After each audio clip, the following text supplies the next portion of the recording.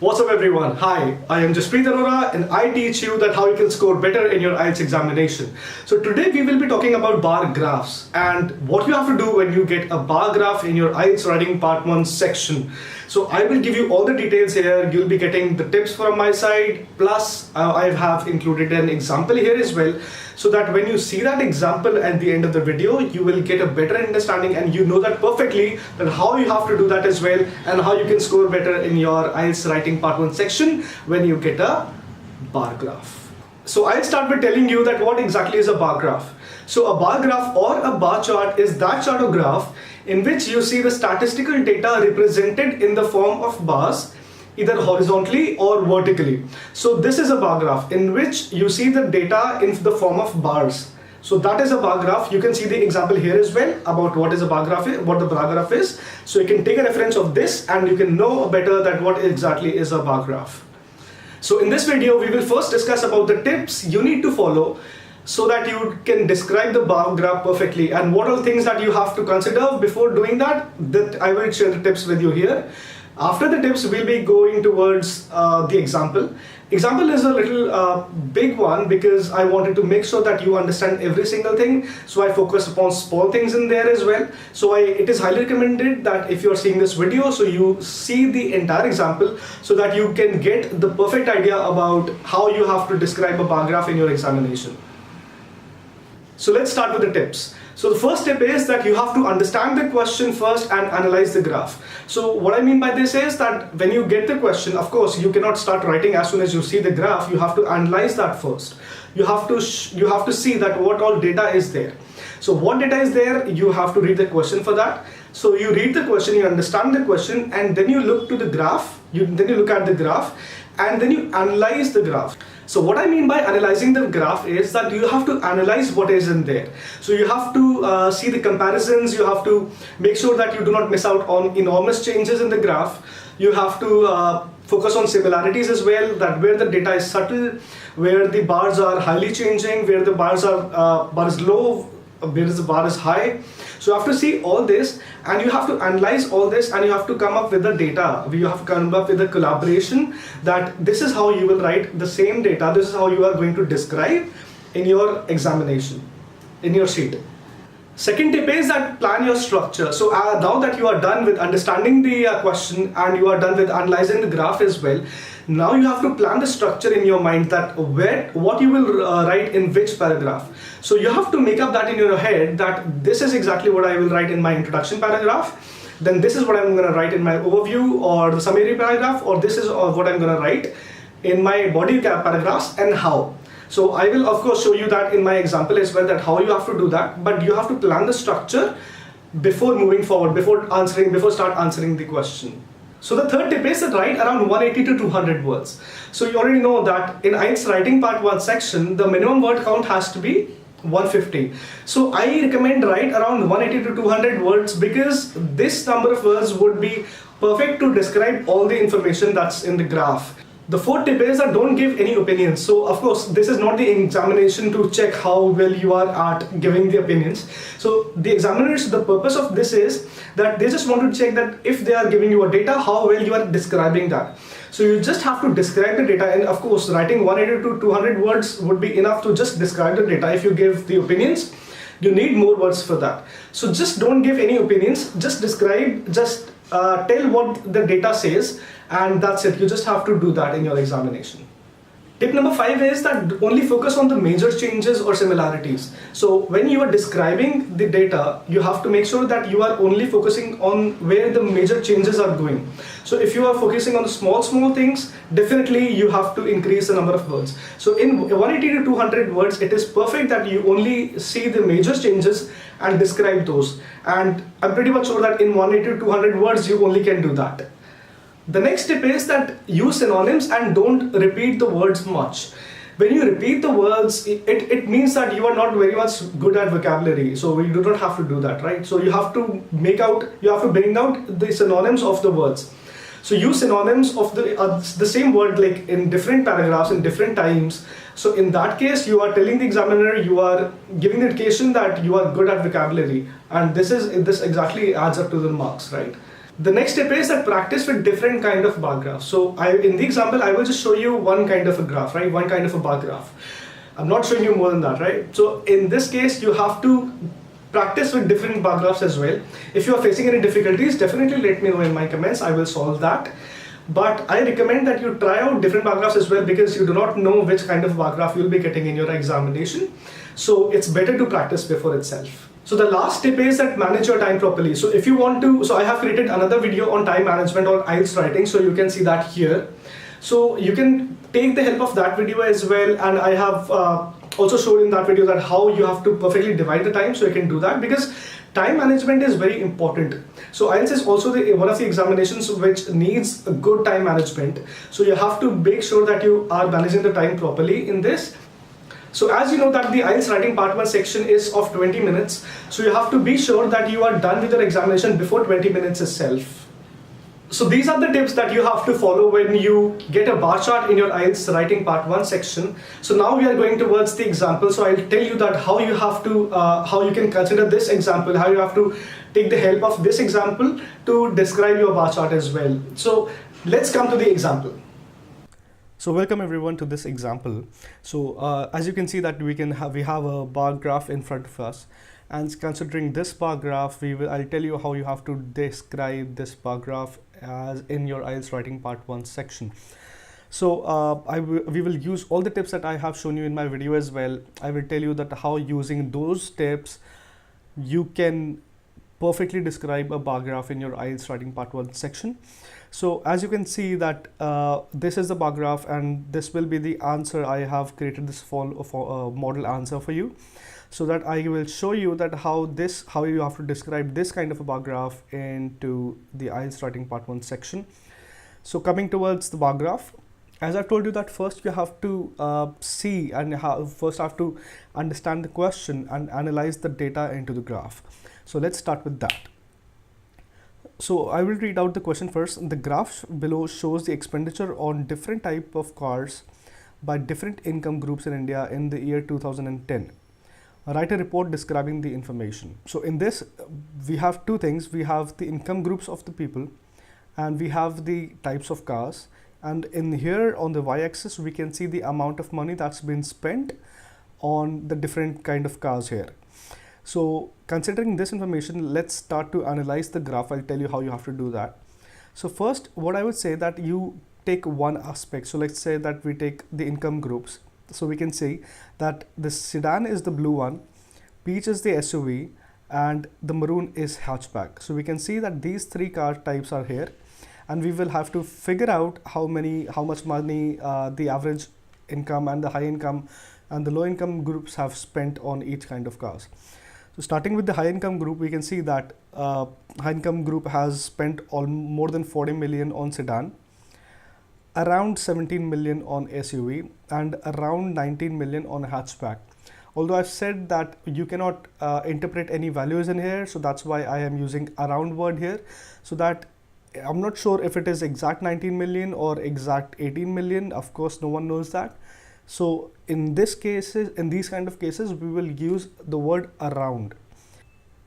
So we can see that the high income group has spent almost double and even more than double amount of money as compared to the SUV and hatchback cars on the sedan cars. So we can see that sedan is a most popular car in the high income group level. And coming towards the average income group, we can see that average income group has spent around 32 million on sedan, around 25 million on SUV, and around 12 million on hatchback.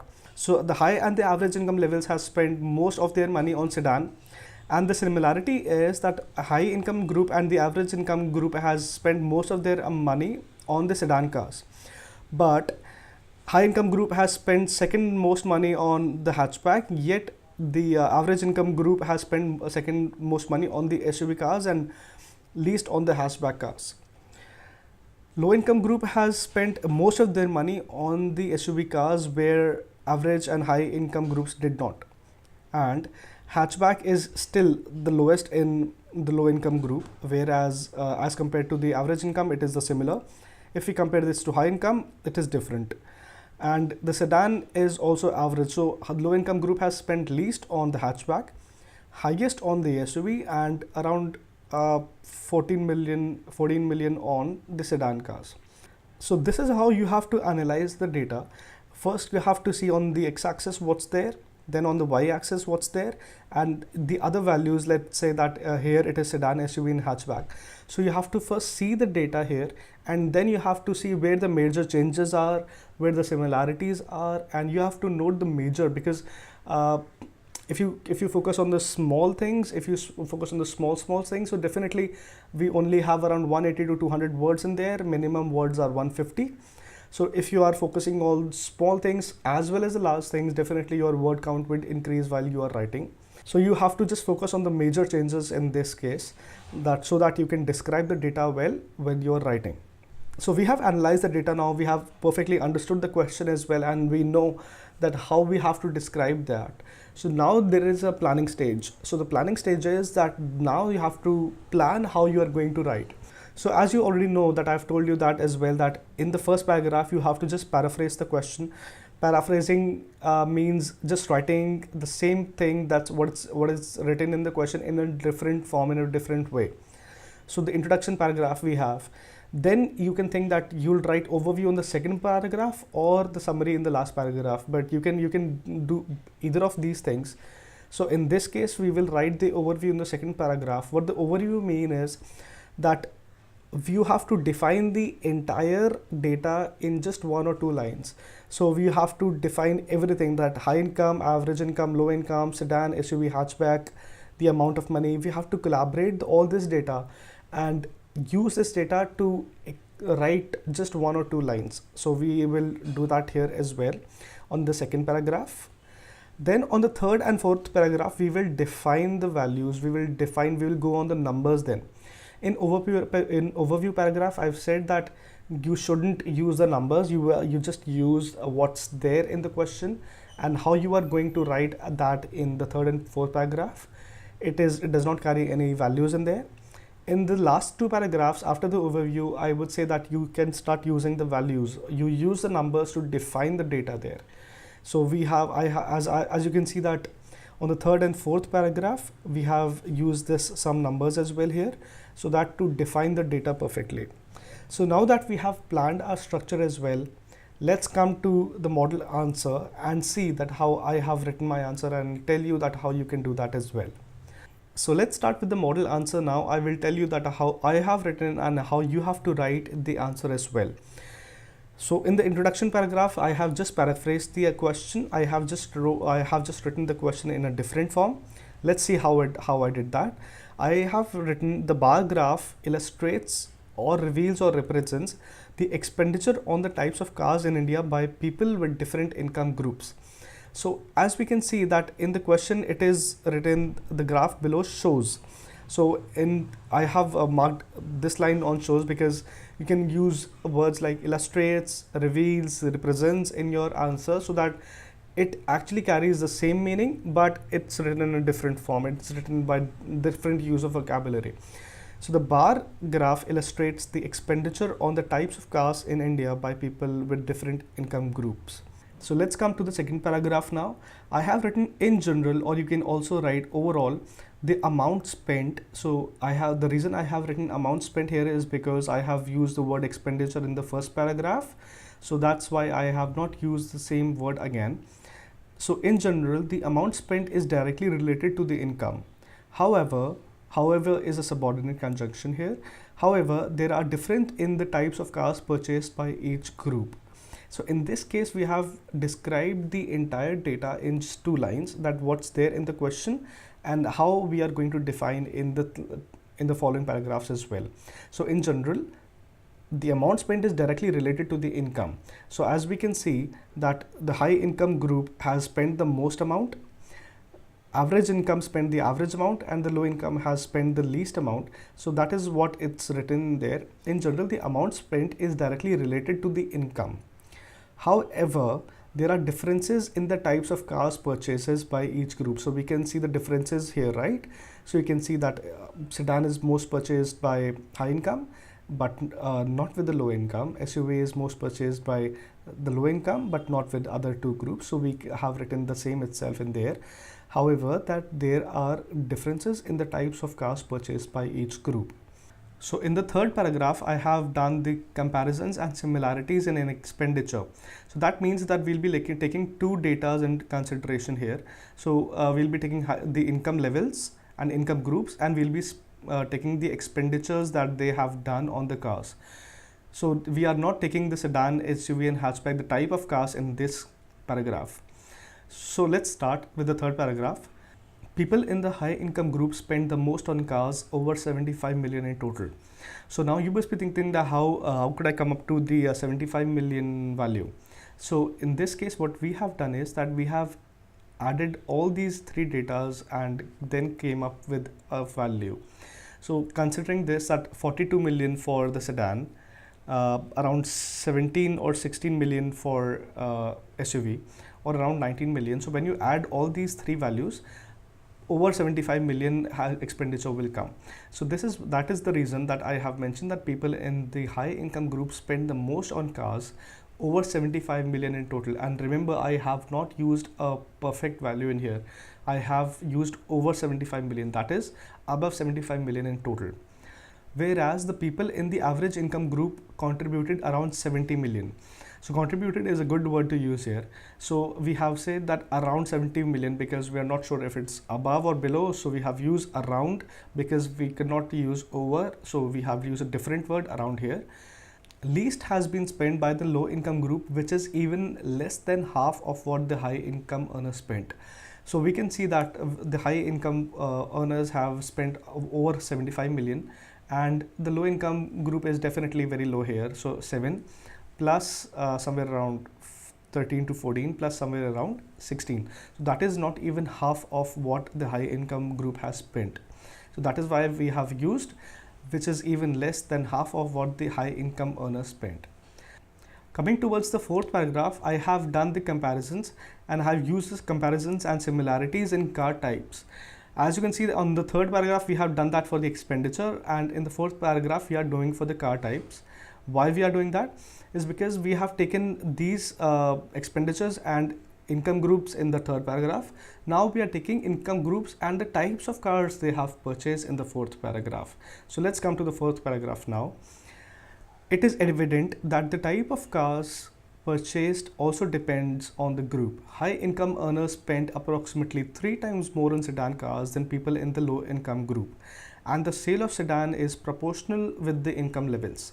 So as we can see that the high income group has spent almost 3 times more money as compared to the low income group. This is evident from this side. So that is why I have used approximately, because we are not going to take perfect values. And the sale of sedan is proportional with the income levels. So as you can see that low income group has spent this money on sedan. Okay. Then it is increasing with the average income. Then it is again increasing with the high income. So it is directly proportional. So that is why I have written that the sale of sedan cars is proportional to the income levels. The same applies to the sale of hatchback cars as well. Again, hatchback cars, like low here, a little high, and the highest. So it is also proportional. But if we see the sale of SUV, it is almost the same in both high income and the low income groups, but more in the average income group. SUV was the most popular car type with the low income group, but purchase was fairly similar among all groups. So now we have talked about SUVs here. So the sale of SUVs is almost the same in both high and low income groups. So we can see that the sale of SUVs is almost the same, correct? Around 17 million, same, almost the same, but more in the average income group. So average income group has spent around 25 million, whereas these two high income and low income has spent around 17 million. So of course high in the average income group. SUV was the most popular car type with the low income group, but purchase was fairly similar among all groups. So SUV was the most popular car here, right? So I guess as you can see that the bar is the highest in the SUV section, whereas it is not here, whereas it is not here as well. So it is the most demanded cars in demanded car type of car in the low income group, but the sale was almost fairly the same in all income groups as well. So here as well around 25, 17, almost the same, whereas If we compare the sedan, it is 42, 32 and 14. So this is definitely not fairly the same. So that's why we have used the term fairly similar among all groups for this SUV cars. So this model answer has around 180 to 190 words that I have told you to write as well. So the minimum word count would be 150. But it is highly recommended that you write around 180 to 200 words in this section. So in this example, I have described how you can describe the bar graph in your model and in your writing section part 1. So if there is any other issue, if you are facing some other issues with different bar graph as well, you can let me know in my comments, and continue with the regular video now. Thank you so much for seeing this example, and let's continue with the video back. So ladies and gentlemen, I think that you have liked my video. So if you have actually liked the video, go press the bell icon. When you press the bell icon, you receive the notifications for the videos that I post every time. So you make sure that you press the bell icon as well, because that will notify that I have created another video for you, so you can take the help of that video as well. If you want me to create a video of your choice, just write that down in my comments. I definitely see my comments because I love you all, and I will definitely make the video of whatever you want me to do. Of course, IELTS, but I can try for some other videos as well. So thank you so much. Have an awesome day. Shukriya.